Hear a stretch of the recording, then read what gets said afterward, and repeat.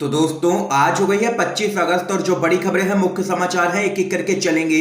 तमाम बेहद बड़ी अपडेट्स आप तक आगे इसी वीडियो के माध्यम से पहुंचाएंगे, इसलिए लगातार हमारे साथ आगे इसी वीडियो में बने रहिएगा। तो वहीं दोस्तों खबरों की तरफ चलने से पहले आप लोगों से एक छोटा सा निवेदन है कि अगर आप लोग भी यूपी के विधानसभा चुनाव में सत्ता परिवर्तन की लहर को देखते हैं तो अभी इस वीडियो को लाइक कीजिएगा, अपना समर्थन दर्ज करवाइए, चैनल को फ्री में सब्सक्राइब करके बेल के आइकन को जरूर दबाइएगा दोस्तों। और कमेंट बॉक्स में किसानों के समर्थन में कमेंट करना बिल्कुल भी मत भूलिएगा। जय जवान जय किसान। तो आइए दोस्तों पहली बड़ी खबर आप लोगों को बताते चलें।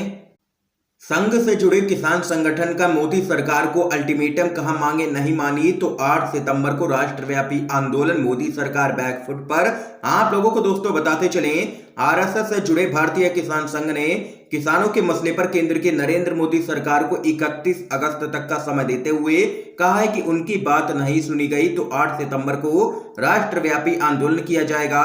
संघ के राष्ट्रीय कोषाध्यक्ष युगल किशोर मिश्र ने बलिया में मोदी सरकार पर निशाना साधते हुए दावा किया है कि आरएसएस मोदी सरकार को संचालित नहीं करता है। ऐसा होता तो उनके संगठन को आंदोलन का रास्ता अख्तियार नहीं करना पड़ता।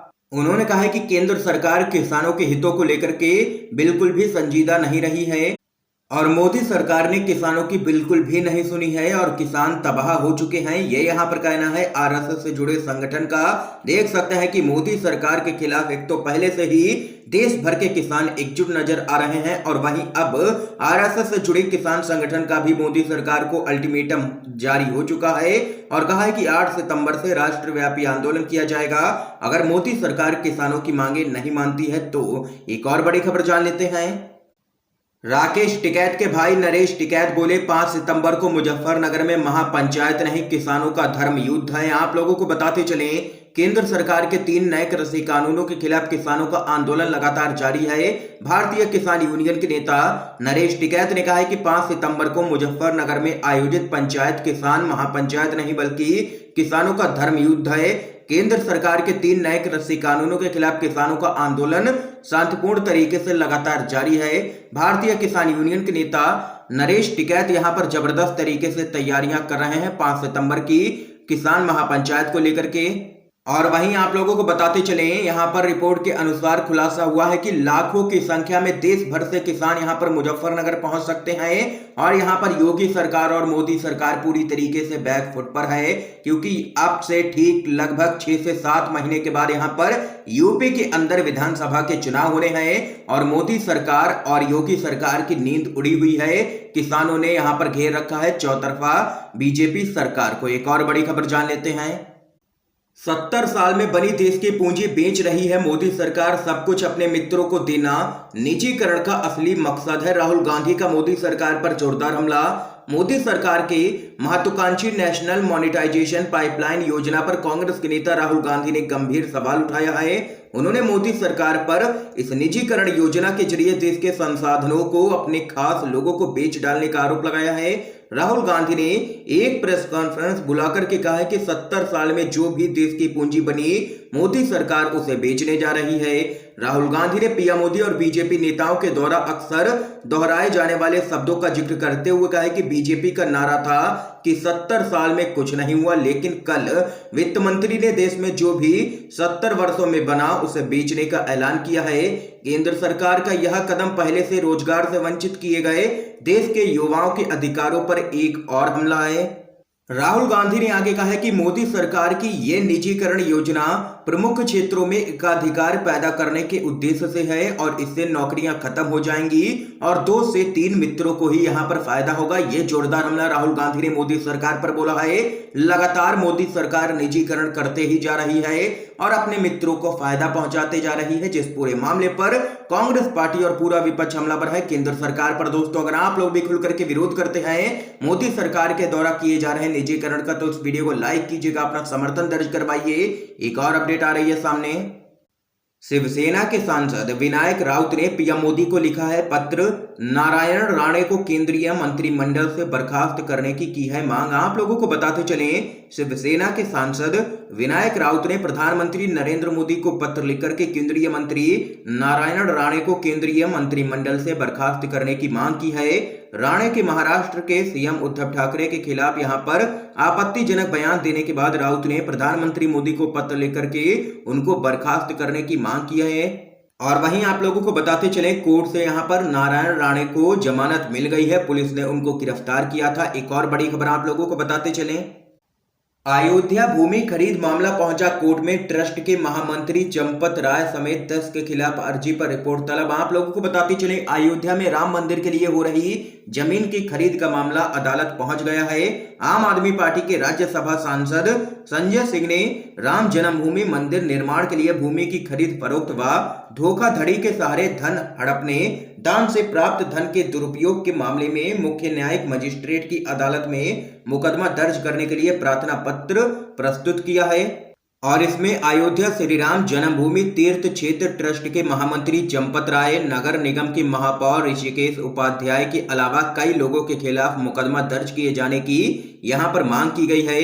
और एक बड़े घोटाले का आरोप लगाया गया है संजय सिंह की तरफ से कोर्ट के अंदर। एक और बड़ी खबर जान लेते हैं, एयरपोर्ट ट्रेन के बाद अब हाईवे बेचेगी मोदी सरकार। कांग्रेस के नेता बोले शुक्र है लोगों की किडनी नहीं बेच रहे हैं। आप लोगों को बताते चले, केंद्र में सत्तारूढ़ मोदी सरकार देश को बेचने की पूरी प्लानिंग बना चुकी है। साल 2014 में सत्ता संभालने के बाद मोदी सरकार ने कई सरकारी संस्थानों का निजीकरण कर दिया है। अब खबर सामने आ रही है कि मोदी सरकार देश की कई सरकारी संपत्तियों को बेचने की तैयारी में अभी से ही जुट गई है। खबर के मुताबिक मोदी सरकार ने टेलीकॉम टावर, रेल, हवाई अड्डों, transmission line, gas pipeline, PSU समेत कई सरकारी संपत्तियों को बेचने या फिर लीज पर देने का फैसला ले लिया है। मोदी सरकार के द्वारा लिए गए इस फैसले का विपक्षी दलों और आम जनता के द्वारा कड़ा विरोध किया जा रहा है। कांग्रेस पहले भी कई बार मोदी सरकार पर देश को पूंजीपतियों के हाथों में बेचने का आरोप लगा चुकी है। इसी कड़ी में अब कांग्रेस के नेता श्रीनिवास बीबी ने भी अपनी कड़ी प्रतिक्रिया दी है। उन्होंने भाजपा पर निशाना साधते हुए एक ट्वीट किया है और कहा है कि अब बिकेंगे हाईवे भी।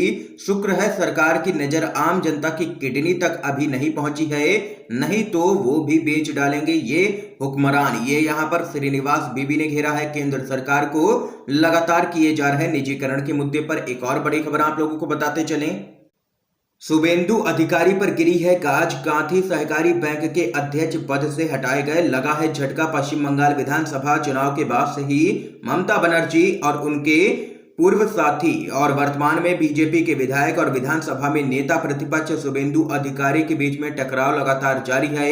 अब कांथी सहकारी बैंक की प्रबंधन समिति ने शुभेंदु अधिकारी को अध्यक्ष पद से हटा दिया है। इसके साथ ही एक और अपडेट आप लोगों को बताते चलें, यूपी विधानसभा चुनाव अखिलेश यादव ने चला है बड़ा दांव। समर सिंह को पार्टी की दिलाई है सदस्यता। उत्तर प्रदेश में आने वाले विधानसभा चुनाव को ध्यान में रखते हुए सभी राजनीतिक पार्टियां अपना समीकरण बना रही हैं जिससे सत्ता की राह आसान हो सके। इसी क्रम में समाजवादी पार्टी के प्रमुख अखिलेश यादव भी मिशन 2022 की तैयारियों के लिए युवाओं को लगातार पार्टी से जोड़ रहे हैं। इसी क्रम में पूर्वांचल के भोजपुरी गायक समर सिंह ने भी समाजवादी पार्टी को ज्वाइन किया है। ये यहाँ पर अपडेट है दोस्तों। एक और खबर आप लोगों को बताते चलें, केंद्र ने आधिकारिक तौर पर भारत की बिक्री की घोषणा कर दी है। संपत्ति के मुद्रीकरण के सरकार के फैसले पर सीपीआईएम का जोरदार हमला। संपत्ति के मुद्रीकरण के सरकार के फैसले पर सीपीआईएम ने मोदी सरकार पर हमला बोला है। पार्टी ने कहा है कि इस फैसले के साथ ही मोदी सरकार ने आधिकारिक तौर पर भारत की बिक्री की घोषणा कर दी है। और वहीं दूसरी तरफ आप लोगों को बताते चले, आरजेडी के नेता तेजस्वी यादव भी मोदी सरकार पर हमलावर हो चुके हैं। उन्होंने कहा है कि देश की राष्ट्रीय संपत्ति को सुधारों की आड़ में कॉरपोरेट्स को बेचना हमारे लोगों और देश के हितों के यहाँ पर खिलाफ है। हम अपने लोकतांत्रिक भारत को ईस्ट इंडिया कंपनी के समूह में बदलने के इस प्रयास के खिलाफ लड़ाई लड़ेंगे। ये यहाँ पर पूरा विपक्ष हमलावर है मोदी सरकार के इस फैसले पर। एक और अपडेट आ रही है सामने दोस्तों, भारत में अफगानियों को डर, सीएए लागू हुआ तो रहना मुश्किल होगा, मांग रहे हैं रिफ्यूजी कार्ड। आप लोगों को बताते चलें, अफगानिस्तान पर तालिबान के कब्जे के बाद भारत में रह रहे अफगानिस्तानियों की चिंता और भी बढ़ गई है। इनके सामने दो चुनौतियां हैं, पहला देश लौटने पर तालिबान का डर और दूसरा भारत में नागरिकता संशोधन कानून यानी कि सीएए। ऐसे में यहाँ रह रहे 21,000 से भी ज्यादा लोग अफगानी दफ्तरों और दूतावासों के चक्कर काट रहे हैं और रिफ्यूजी कार्ड की मांग कर रहे हैं। एक और अपडेट आ रही है सामने, न्यायालय जानता है कि जबरदस्ती यूएपीए लगा है फिर भी छोड़ नहीं पाता है, यही न्यू इंडिया है। आरजेडी का जोरदार हमला। भारतीय जनता पार्टी के शासनकाल में कई छात्रों, समाजसेवियों और मानवाधिकार कार्यकर्ताओं को जेल की हवा खानी पड़ी है, जिनका कसूर सिर्फ इतना था कि उन्होंने मोदी सरकार के खिलाफ अपनी आवाज बुलंद करने की हिम्मत दिखाई थी। भाजपा सरकार ने उनके खिलाफ उठने वाले विरोधी स्वरों को दबाने के लिए कई छात्रों पर राष्ट्रद्रोह और यूएपीए लगा करके उन्हें जेल में बंद रखा है। इस मामले में बिहार की विपक्षी पार्टी राष्ट्रीय जनता दल ने ट्विटर पर ट्वीट कर भाजपा सरकार पर हमला बोला है। आरजेडी ने ट्वीट करते हुए कहा है कि छेड़छाड़ किए हुए वीडियो, अनाप शनाप इल्जामों के आधार पर युवाओं को जेल में यूएपीए लगा करके बरसों जेल में बंद रखा जा रहा है और सच जानते हुए भी न्यायालयों की हिम्मत ही नहीं हो रही है उन्हें छोड़ने के आदेश देने की। यही है न्यू इंडिया। आप लोगों को बताते चलें, आरजेडी ने यह बयान यहां पर जेएनयू के पूर्व छात्र उमर खालिद के मामले पर दिया है और बीजेपी को घेरा है। एक और अपडेट की तरफ चलते हैं। कांग्रेस का केंद्र सरकार पर जोरदार हमला। कहा, पीएम मोदी ने ये नहीं बताया कि कुछ नहीं बचने दूंगा। मोदी सरकार के द्वारा नेशनल मॉनेटाइजेशन पाइपलाइन योजना को लाने का कांग्रेस ने जोरदार तरीके से विरोध किया है। केंद्र सरकार ने इस योजना के बारे में बताया था कि इसके जरिए उसने अगले 4 साल में 6 लाख करोड़ रुपए जुटाने का लक्ष्य रखा है। आप लोगों को बताते चलें, कांग्रेस ने सोशल मीडिया पर इसके विरोध में अभियान चलाया है। कांग्रेस ने कहा है कि मोदी सरकार निजीकरण करने की होड़ में देश के साथ विश्वासघात कर रही है, राष्ट्रीय संपत्तियों को बेचा जा रहा है और सिर्फ मित्रों को मुनाफा पहुंचाया जा रहा है। पार्टी ने हैशटैग स्टॉप सेलिंग इंडिया के जरिए अपनी बात रखी है। कुल मिलाकर के देखें तो मोदी सरकार का जब तक कार्यकाल पूरा होगा तब तक लगभग सभी संपत्तियां यहां पर बिक चुकी होंगी, देश के पास कुछ भी नहीं होगा और मोदी यहां पर अपना झोला उठा करके निकल लेंगे। ये यहां पर जबरदस्त तरीके से पीएम मोदी को घेरा जा रहा है सोशल मीडिया पर। दोस्तों, इस समय की सभी बड़ी खबरें थी जो हमने आप लोगों तक पहुंचाई हैं। अगर आप लोगों को ये वीडियो पसंद आया हो तो लाइक कीजिएगा, ज्यादा से ज्यादा इस वीडियो को शेयर कीजिएगा ताकि आप सभी के दोस्त भी इन खबरों को जान सके। दोस्तों, वीडियो देखने के लिए आप सभी का बहुत बहुत धन्यवाद। जय हिंद, जय भारत।